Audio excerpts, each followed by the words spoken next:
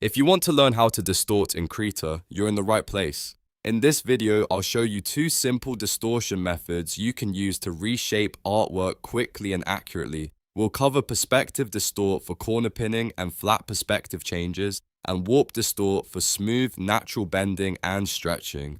By the end, you'll know exactly how to apply both effects and commit your changes properly. If this video helps, make sure to hit that like button and subscribe for more easy Krita tutorials. Let's jump in.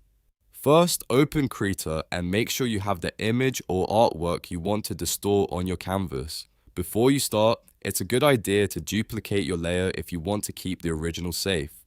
That way, if you ever want to go back, you can do that easily without losing your work. Now let's start with method 1.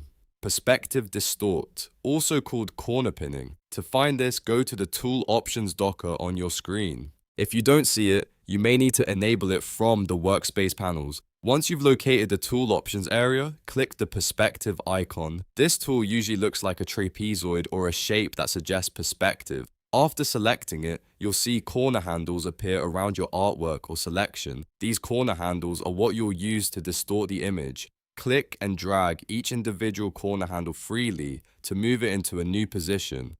As you do this, Krita will remap the image so it fits into a different flat perspective plane. This is perfect when you want to make something look like it's sitting on a wall, lying on a table, or being viewed from a different angle. Take your time here and move the handles slowly. The goal is to line up the image with the perspective you want. You can adjust one corner at a time until the shape looks right. If the distortion feels too strong, just keep refining the corners until it matches your scene more naturally.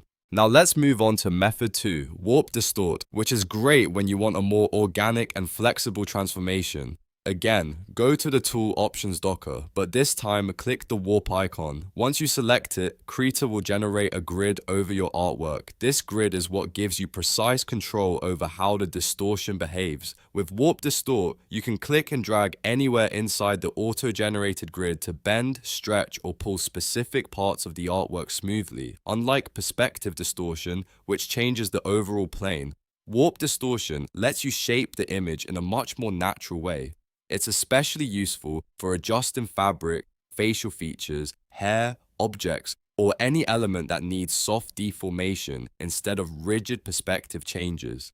You can drag parts of the grid outward to stretch areas, pull sections inward to compress them, or nudge different points until the image matches the look you want.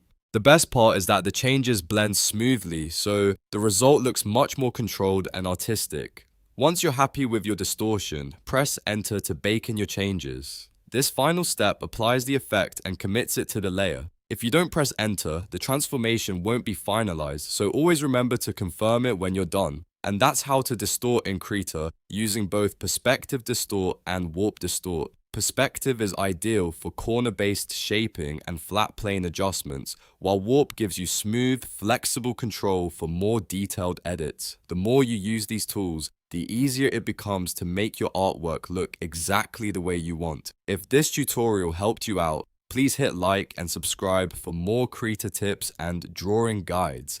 Thanks for watching, and I'll see you in the next video.